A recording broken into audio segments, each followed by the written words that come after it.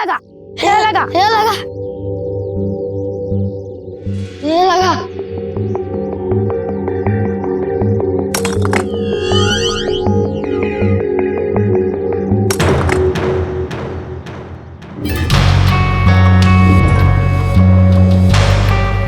ऐसे आई रे पत्थर, इधर से आया। नीचे है क्या कोई? नीचे पता नहीं, मेरे को तो डर लग रहा है। मेरे को भी डर लग रहा है। भूत तो नहीं है? पता नहीं।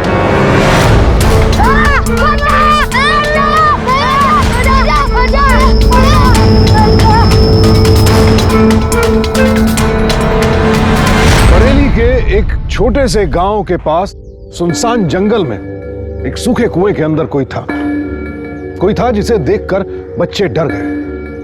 कौन था ये और क्या थी उसकी कहानी?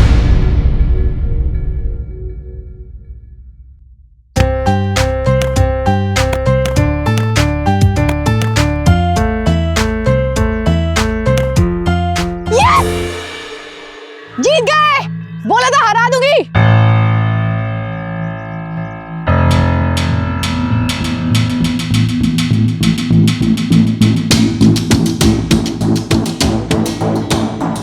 तो ये चलिए तेरी स्पेशल क्लासेस। नहीं अंकल।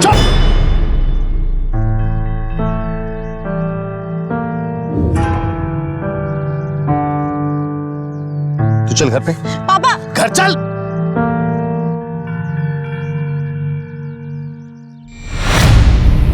तू झूठ बोल करके स्कूल के बैग में ये कपड़े लेकर के जाती है फुटबॉल खेलने के लिए। पापा आपने मेरी फुटबॉल पंक्चर क्यों की? ये सही नहीं किया आपने। अब ये भी मेरी गलती है। झूठ बोल करके तू क्यों गई थी फुटबॉल खेलने के लिए? पता क्योंकि सही बोलते थे कि आप जाने देते मुझे। और क्या गलत है? मैं क्यों ना खेलूं फुटबॉल? तू फुटबॉल नहीं खेलेगी, मैंने कह दिया बस। ये शहर नहीं, ये गाँव है। घर की लड़की ये कपड़े पहन करके वहाँ ग्राउंड में लड़कों के साथ में फुटबॉल खेलेगी? क्या कहेंगे लोग? क्या मुंह दिखाऊंगा मैं लोगों को? और कौन करेगा तुझसे शादी? कोई जरूरत नहीं आपको परेशान होने की। मैं अपने लड़का खुद ढूंढ लूंगी। तू घर चल, बहुत बदतमीज होते जा रही है तू। पापा चल घर। पापा छोड़ो। हाथ से निकलती जा रही है तुम्हारी बेटी। सुभाष ने बिल्कुल सही कहा था, वहाँ ग्राउंड में उस आवारा प्रिंस के साथ में फुटबॉल खेल रही थी ये। अच्छा, तो सुभाष चाचा ने चुगली की मेरी आप लोगों से? काम धंधा नहीं है क्या उनके पास? बिजनेस बंद हो गया है क्या? तमीज से बात किया कर, वो तेरे चाचा जैसा है। चाचा जैसा है? अरे देखा क्या? देखा इसको? 1000 बार बोल चुका हो कि समझाओ इसको। तुम्हारे बस का एक काम नहीं, एक तो वो और एक तो तुम। आप इतना गुस्सा क्यों कर रहे हैं? अपना ब्लड प्रेशर जानते हैं ना आप? मुझे कोई शौक नहीं लगा हुआ है गुस्सा करने का। लड़की का बाप हूं मैं समझती हूँ, लेकिन वो नहीं समझती ना। क्या नहीं दिया मैंने उसको? बोलो। बेस्ट स्कूल में एडमिशन दिलवाया उसको, म्यूजिक सीखने के लिए भेजा हुआ था, आर्ट सीखने के लिए भेजा हुआ था। इसको क्या करना है? Judo, karate, football. इतनी बड़ी हो चुकी है और तुम उसको समझाओ। समझा दूंगी उसे। जितनी जल्दी समझ जाए उतना ही अच्छा है। और ये प्रिंस जैसे आवारा लड़के ना, ये फुटबॉल का सिर्फ ड्रामा है। इनके दिमाग में क्या चलता है सब जानता हूँ, समझ जाएगी। अरे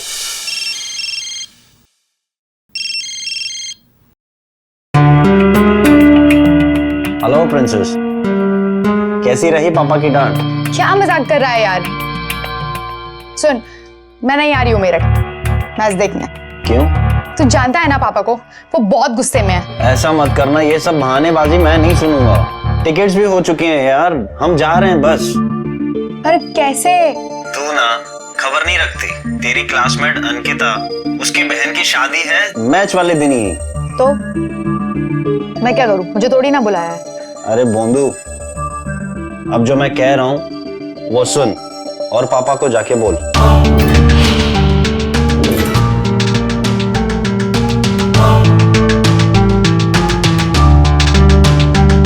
ओके, ठीक है।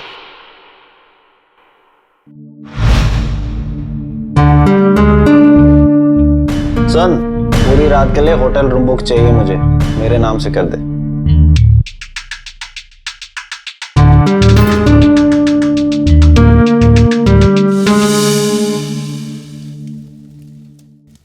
जा लेकर आ पापा को।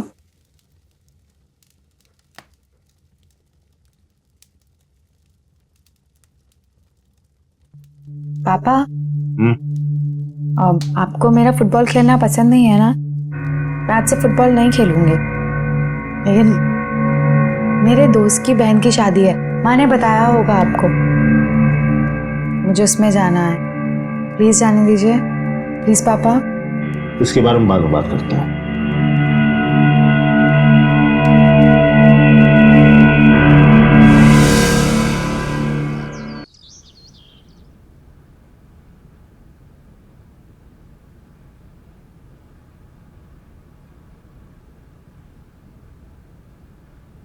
नमस्ते भाभी। नमस्ते। कैसी हैं आप? मैं अच्छी हूँ, आप कैसे हो भैया? बस मैं ठीक हूँ। कोमल तैयार हो गई? हाँ बस तैयारी हो रही है। अरे मानसी को नहीं लाया अपने साथ?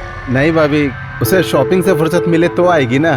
सुभाष ने बिल्कुल सही कहा था, वहाँ ग्राउंड में उस आवारा प्रिंस के साथ में फुटबॉल खेल रही थी ये। थोड़ी तैयार नहीं हुई, देर हो रही है मुझे। हाँ मैं देखती हूँ। अरे भाई तैयार हो जाओ जल्दी। चलना नहीं है क्या? तुझे ड्रॉप करके मुझे एक मीटिंग के लिए भी जाना है भाई।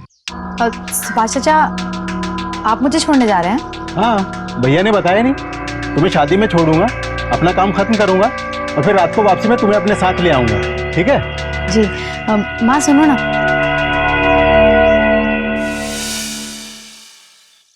क्या ये क्या बात है कि सुभाष कहाँ से आ गया बीच में? सुभाष चाचा बोलो, बड़े हो तुमसे। और तुम्हारी परेशानी क्या है? एक तो पापा ने तुम्हें जाने की इजाजत दी, ऊपर से तुम नखरे दिखा रही हो।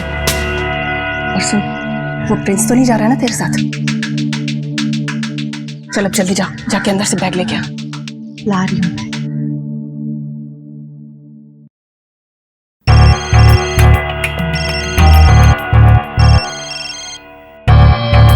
हाय princess. Prince, I told you ना कि पापा सब कुछ गड़बड़ कर देंगे।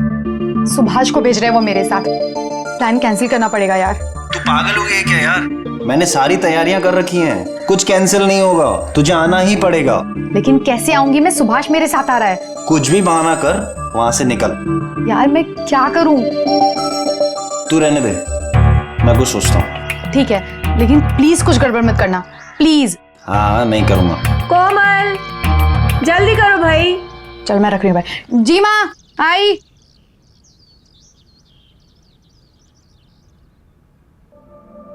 सुन, प्लान में थोड़ा चेंज है। बाय कोमल। बाय माँ। अच्छा भाभी चलते हैं। हाँ जरा जल्दी आइएगा। ठीक है भाभी। बाय।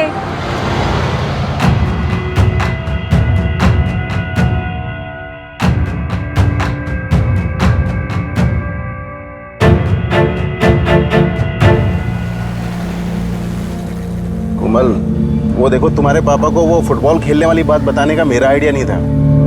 वो तो मानसी ने थोड़ा इंसिस्ट किया तो मैंने बता दिया। देखो तुम मुझसे नाराज मत होना प्लीज। हाँ, फुटबॉल में भी खेलता था लेकिन अब देख के लगता नहीं है, थोड़ा फैटी हो गया हूं ना।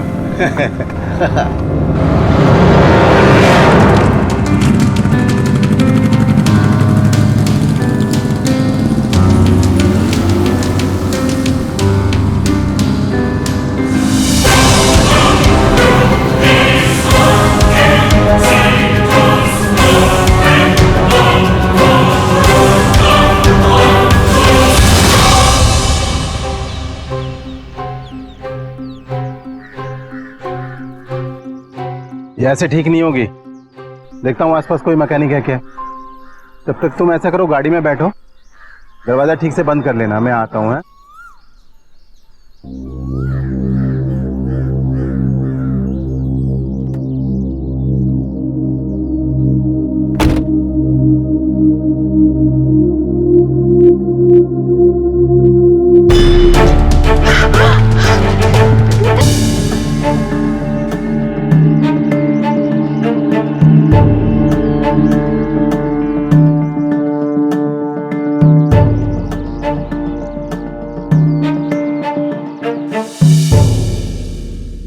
सर, ये कोमल का फोन मुझे यहीं पड़ा हुआ मिला था और फिर जब मैं मैकेनिक को लेके पहुंचा तो मैंने गाड़ी में देखा कोमल यहाँ नहीं थी और घबरा के फिर मैंने आपको फोन किया। सर, वो जिस लड़के से बात कर रही थी उसका नाम प्रिंस है सर। सर लास्ट कॉल भी उसी को किया गया है सर। कुछ घंटे से लापता है सर। सर आसपास में पड़ोसी को पूछा गया तो सर 12-1 बजे के दरमियान उसको बाइक से जाते हुए देखा था सर। हाँ सर मैंने भी एक लड़के को देखा था बाइक पर। वो हमारी गाड़ी का काफी देर तक पीछा कर रहा था। देखा, मैं कहता था ना कि प्रिंस एक बुरा लड़का है। अब यकीन हुआ? इंस्पेक्टर, अगर मेरी बेटी को कुछ हुआ तो मुझे छोड़ूंगा नहीं। सर, वहां से ये दुपट्टा मिला। ये तो कोमल का दुपट्टा है, ये तो कोमल का दुपट्टा है। अगर ये केस किडनैपिंग से जुड़ा हुआ है तो वो लोग आपको कांटेक्ट करने की कोशिश जरूर करेंगे।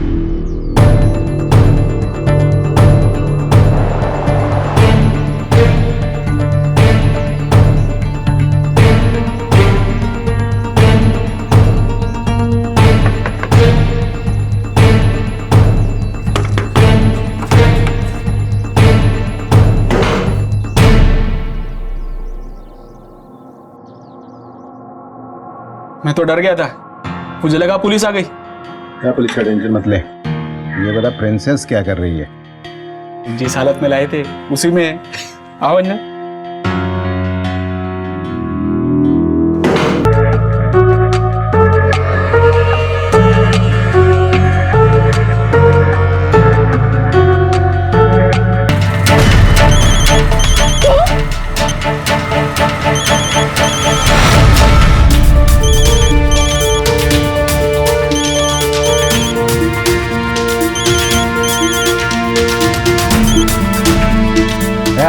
नकाब उतार। छोड़ मुझे। ये बीवी को भी हमेशा बात करने की पड़ी रहती है। अरे क्या सुभाष भाई, कहाँ फंसा दिया? अरे एक मामूली सा सप्लायर था मैं, अब क्या जेल भिजवाने का प्लान है? सोचा था 1 घंटे का काम है और उसके बाद फिर। अपनी बकवास बंद कर, कोई जेल नहीं जाएगा। बस सोच कि इसका क्या करना है। इसे यहाँ ऐसे तो नहीं रख सकते ना। सुभाष भाई, हाँ एक आइडिया है। क्या? मेरे पहचान का आदमी है बिज्जू, दारू की स्मगलिंग करता है, अकेले अपने फार्म हाउस पे रहता है, आसपास कुछ भी नहीं है, वहां इसको रख सकते हैं, लेकिन बदले में कुछ देना पड़ेगा। जिस सुभाष चाचा को कोमल को सुरक्षित रखने की जिम्मेदारी दी गई थी, जिस पर कोमल के माता पिता ने आंख बंद करके भरोसा किया, उसी सुभाष चाचा ने जीवन भर के लिए घाव दे दिया कोमल को। मुझे समझ नहीं आता कि ऐसे लोगों में इतना जघन्य अपराध करने की हिम्मत आती कहां से है। घिन आती है मुझे सुभाष और उस जैसी गिरी हुई सोच रखने वाले हर इंसान से। खून खौलता है मेरा जब ऐसा जघन्य अपराध करने वाले लोग अपने अपराध की वजह विक्टिम पर थोपते हैं, अपने पाप को जस्टिफाई करते हैं। हर महिला, हर लड़की को पूरा अधिकार है कि वो जैसे चाहे कपड़े पहने, और किसी को भी कोई हक नहीं बनता कि उसके पहनावे को देखकर उसकी गरिमा को तार तार करने के बारे में सोचे भी। एक तरफ तो दुर्गा, सरस्वती, लक्ष्मी की पूजा करते हैं और वहीं दूसरी तरफ औरतों का शोषण करते हैं, उन्हें बेइज्जत करते हैं, गंदी नजर डालते हैं उन पर।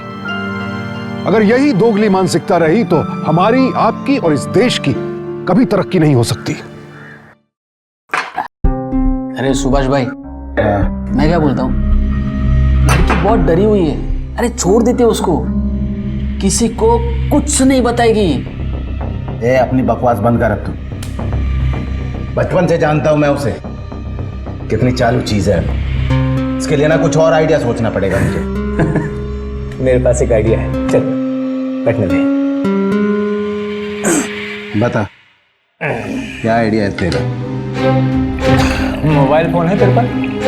हाँ है तो। तो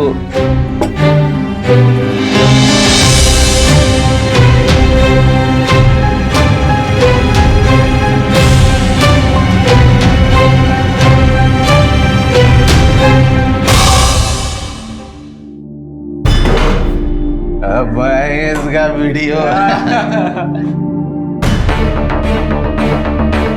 अबे लड़की कहाँ है? इधर तो थी। अबे यहाँ ना पिस्ता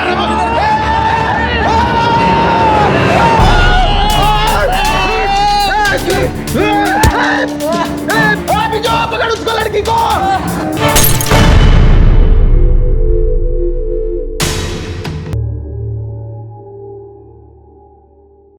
कुछ पता चला इंस्पेक्टर साहब?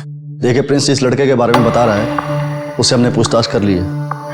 वो दोनों वाकई मैच देखने गए थे। दोनों झूठ बोल रहे हैं। मुझे पक्का यकीन है कि ये सब प्रिंस का ही किया धरा है। देखिए हम लोग अपना काम कर रहे हैं, और वैसे आपसे भी कुछ सवाल करने हैं हमको। वो मैकेनिक को लाने में कितना टाइम लगा था आपको? इंस्पेक्टर साहब कैसी बातें कर रहे हैं? अरे ये मेरे छोटे भाई जैसा है। आपको पता है कोमल को ढूंढने के लिए क्या क्या कर रहा है? और आपको जो सवाल पूछने मुझसे पूछ लीजिए। बस हमारी कोमल मिल जाए। कहीं ऐसा ना हो कि हमारी देरी की वजह से हमारी कोमल के साथ कोई हादसा हो जाए।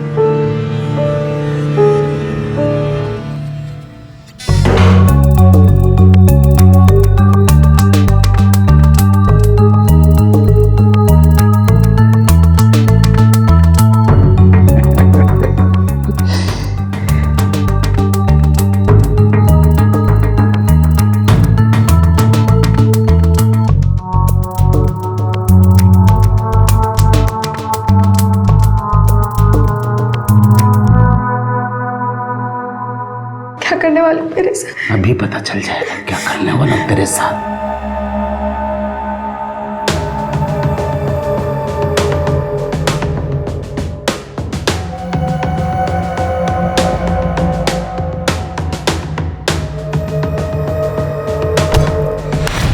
क्या कर रही है? तो जैसे जानवर को अपने आप से दूर रखने के लिए मैं इससे भी ज्यादा कर सकती हूँ।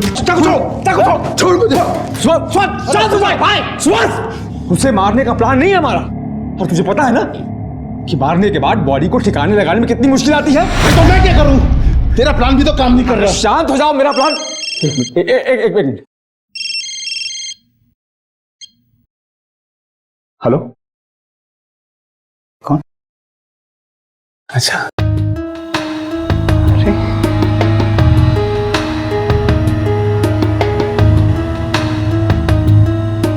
किसने कहा कि मेरा प्लान काम नहीं कर रहा है? कुछ नहीं होगा, तुझे कुछ नहीं होगा कोमल, तुझे कुछ नहीं होगा। ये लोग तुझे नहीं मारेंगे, पापा आ जाएंगे बचाने, मेरे पापा बचा लेंगे मुझे। अभी जेल भी करवानी है ना, सुभाष को, हारून को, बिजू को, इन सबको जेल होगी, इन सबको।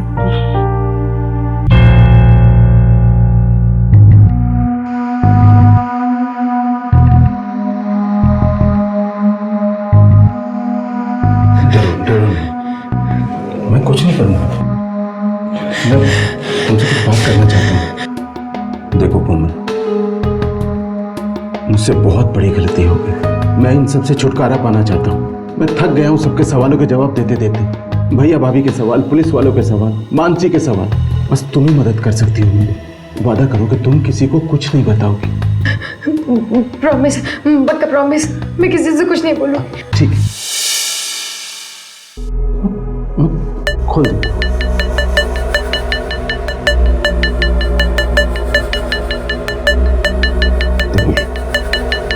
मुझे 2 दिन दे दो, मैं सब इंतजाम कर दूंगा तुम्हें घर पहुंचाने का। ठीक है? ये चोट लगी, मैं दवा लगा देता हूँ, ये ठीक हो जाएगा। भैया भाभी को क्या बताना है, कुछ सोचना पड़ेगा ना। कपड़े बहुत गंदे हो गए, अब ऐसे तो घर नहीं जा सकते ना, इनको बदल। हारून। हाँ भाई। ये कुछ कपड़े मंगवा लिए थे मैंने, देख लो कौन सा फिट आता है, चेंज कर लो। हाथ खोल दो।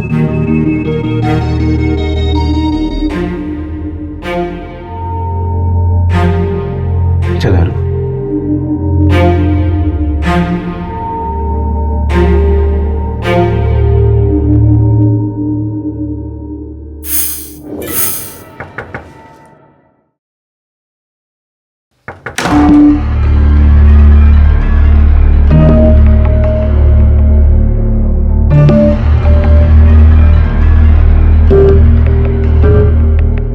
बहुत सुंदर दिख रही हो तुम।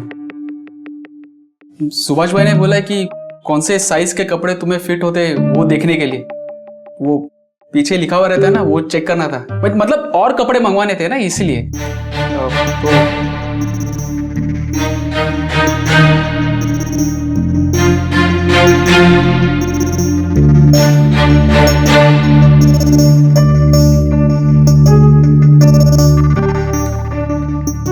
Medium size. ओके,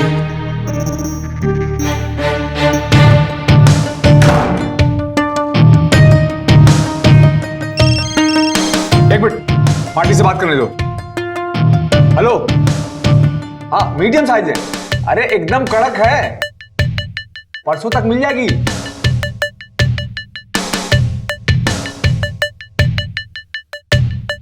हाँ अच्छा ठीक है, सौदा डन।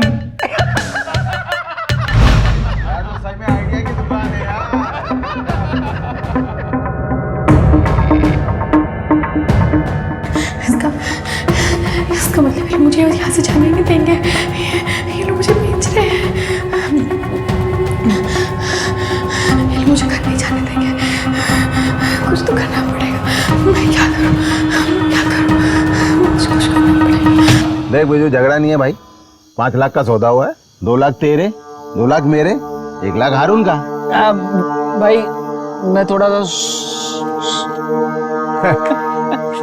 ओ सुन, ठंडी पानी की बोतल लिया फ्रिज से। जा। ठीक है। एक बात बताओ, इस जंगल के बीच में अपना ये फार्म हाउस कैसा लगा?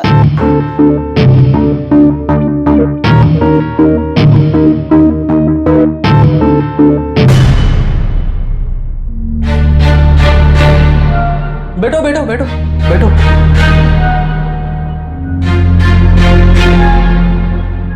बैठो ना, बैठो। थोड़ी तुमसे पर्सनल बातें करनी थी।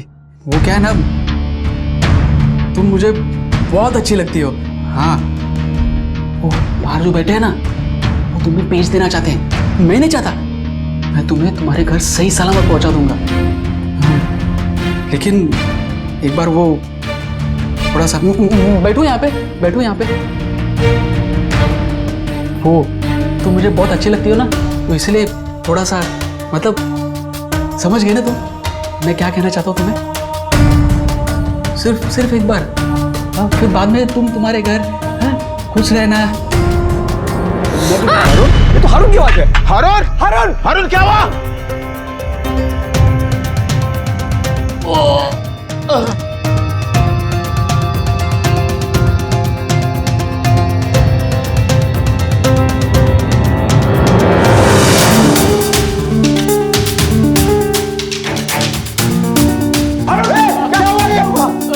लड़की कहाँ? अरे भाई, मैं उसको खाना पूछने आया था, साली मार के भाग गई। ज्यादा दूर नहीं गई होगी, आसपास ही होगी। ए आते हम, चल जल्दी। मैं अपना घर भी लेता हूँ।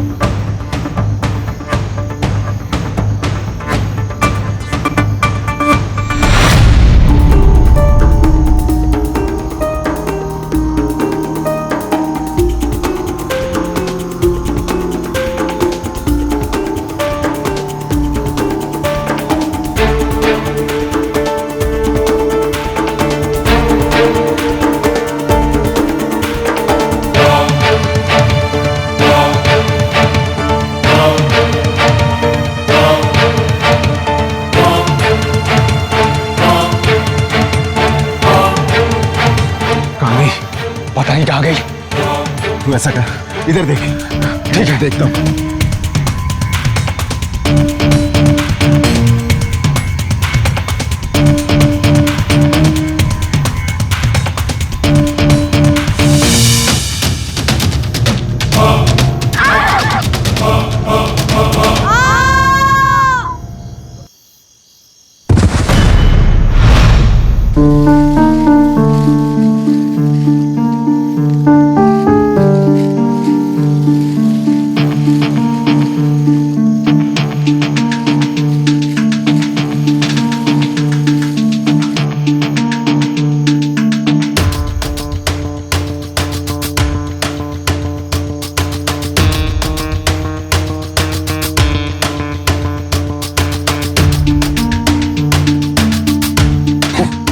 पूरा सूखा हुआ है, ये तो गई। अरे लेकिन हमारे पैसे तो गए ना। अरे शुक्र करो किसी ने देखा नहीं, जान छुटी इससे। और तुम फिक्र मत करो, यहाँ कोई आता नहीं है, सालों लगते हैं इसके लाश को मिलने में। चलो। अविनाश जी और कुछ भी नहीं मिला, no kidnapping, no trafficking. Inspector, मुझे ये नहीं जानना है कि मेरी बेटी के साथ में क्या हुआ है क्या नहीं हुआ है, मुझे सिर्फ मेरी बेटी वापस चाहिए। सर हमारा पेट्रोल हर जगह उसकी तलाश। तंग आ चुका हूं मैं, हर बार एक ही जवाब, हर बार एक ही जवाब। और इस बार उसको ढूंढने के लिए मैं खुद जाऊंगा और तुम मुझे रोकोगी नहीं। रोकना तो मुझे तुम्हें उस वक्त चाहिए था जब वो फुटबॉल, कराटे और बॉक्सिंग सीखना चाहती थी। अगर आज वो सब सीखी होती तो शायद वो अपनी सुरक्षा खुद कर पाती। कोमल के साथ जो कुछ भी हुआ, जाहिर सी बात है उसने कोमल को झकझोर कर रख दिया था। लेकिन अब आगे क्या होने वाला था उसके साथ? क्या सुभाष और उसके साथी यहीं रुक जाएंगे? दरिंदगी की तमाम हदें पार कर चुके थे सुभाष और उसके साथी। कोमल की हालत बेहद दयनीय थी, शारीरिक और मानसिक दोनों रूप से जख्मी थी वो। और उधर उसके माता पिता अपनी बच्ची की तलाश में पुलिस स्टेशन के चक्कर काटते काटते थक चुके थे। क्या होगा कोमल के साथ? क्या उसकी कहानी इसी कुएं के अंधकार में गुम होकर रह जाएगी, या फिर उम्मीद की कोई किरण दस्तक देगी?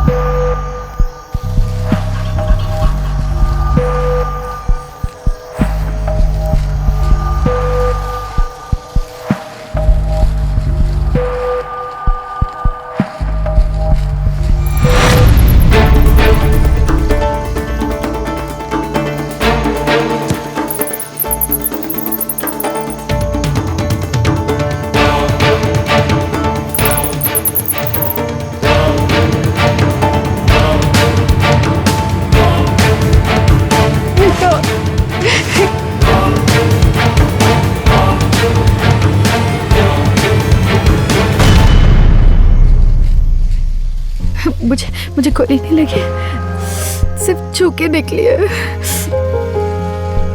सुभाष को सबक सिखाना है, सुभाष को सबक सिखाना है ना तुझे, सुभाष को सबक सिखाना है ना तुझे।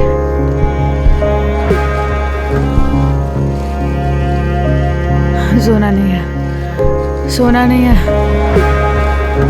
सोना नहीं है कोमल, सोना नहीं है कोमल, सोना नहीं है कोमल।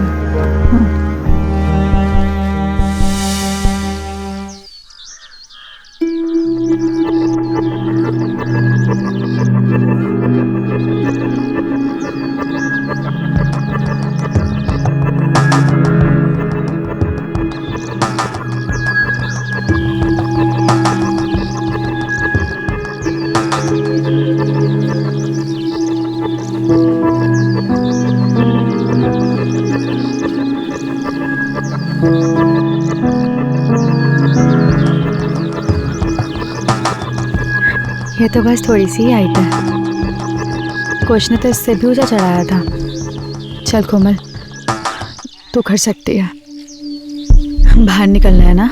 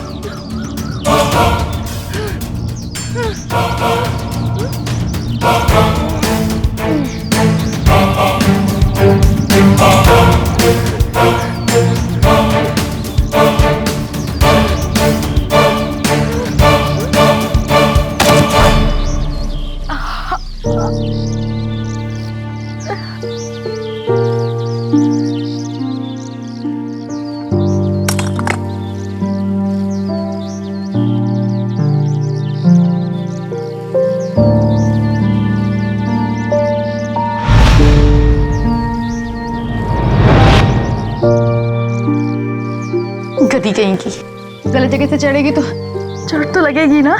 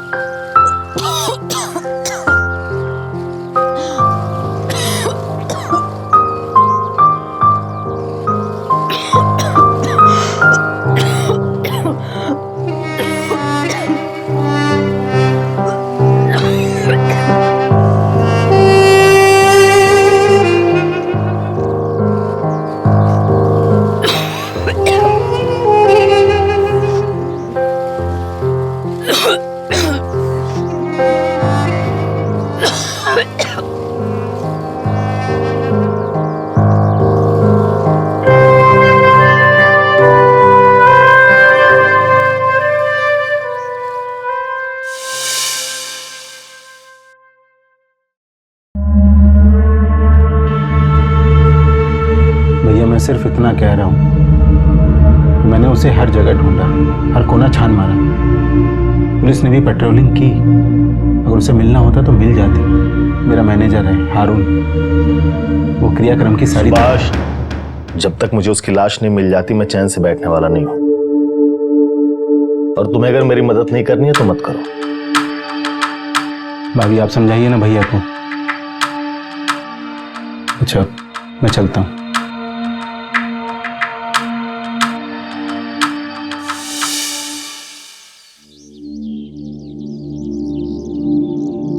सुभाष, हारून, बिच्छू, जेल।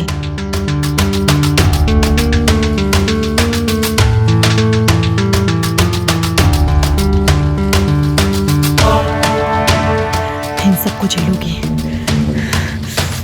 मुझे कुछ नहीं होगा, मुझे कुछ नहीं होगा।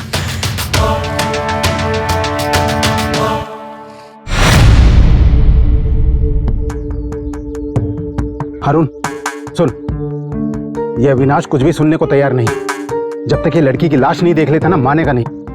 हमें कुछ करना होगा।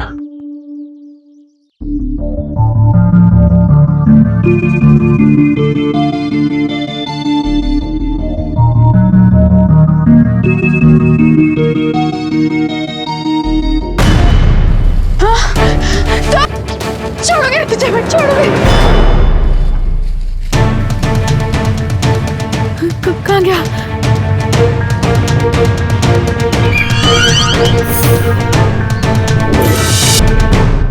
माँ, पानी दो ना।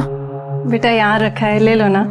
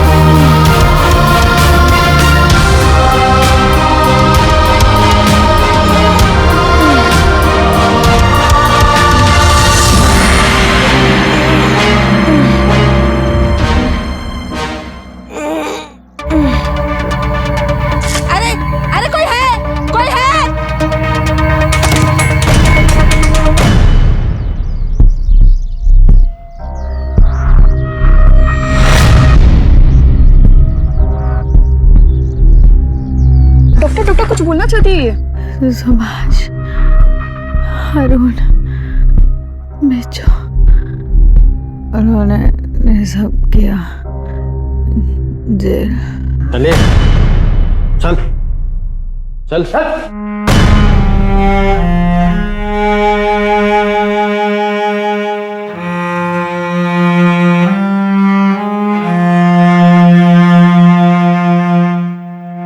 सुभाष और उसके दोस्तों को पुलिस ने पकड़ लिया है,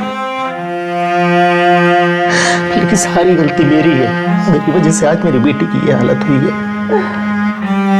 हर वक्त वो मेरे सामने ही था, लेकिन मैं ही ना उसको देख पाया, ना समझ पाया। आज मेरी वजह से मेरी बेटी की ये हालत हुई है।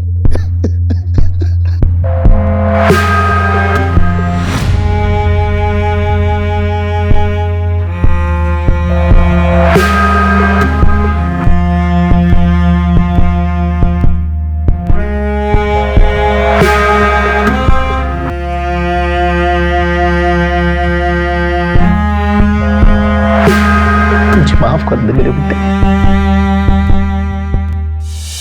आखिरकार कोमल ने जिंदगी की ये मुश्किल जंग जीत ही ली। सुभाष और उसके साथी अब जेल में हैं। कोमल के इस कभी हार ना मानने वाले जज्बे को सावधान इंडिया तहे दिल से सलाम करता है। एक तरफ यह घटना अगर हमें झकझोरती है, तो दूसरी तरफ एक बहुत बड़ी सीख भी देती है कि कभी भी दिखावे पर ना जाएं। हर चमकने वाली चीज सोना नहीं होती। कोमल के माता पिता सुभाष के दिखावे पर गए और उन्होंने मान लिया कि उनकी बेटी सुभाष के साथ सुरक्षित है। लिहाजा आप सबसे मेरी यही विनती है कि आंखें बंद करके अपने विश्वास की डोर किसी के भी हाथ में ना थमा दें। और हां, अपनी बेटियों, अपने घर की महिलाओं को इतना सशक्त और आत्मनिर्भर बनाएं कि वो किसी भी मुश्किल, किसी भी परेशानी का सामना खुद अपने दम पर कर सकें। और साथ ही उन पर भरोसा करना सीखें, क्योंकि महिलाओं की सिक्स्थ सेंस यानी छठी इंद्री बहुत शक्तिशाली होती है। फौरन भांप जाती हैं वो कि किसकी नजर अच्छी है और किसकी बुरी। चलिए अब मुझे इजाजत दें, फिर मुलाकात होगी। और सावधान रहें, क्योंकि सावधानी आपकी, सुरक्षा अपनों की। सावधान इंडिया।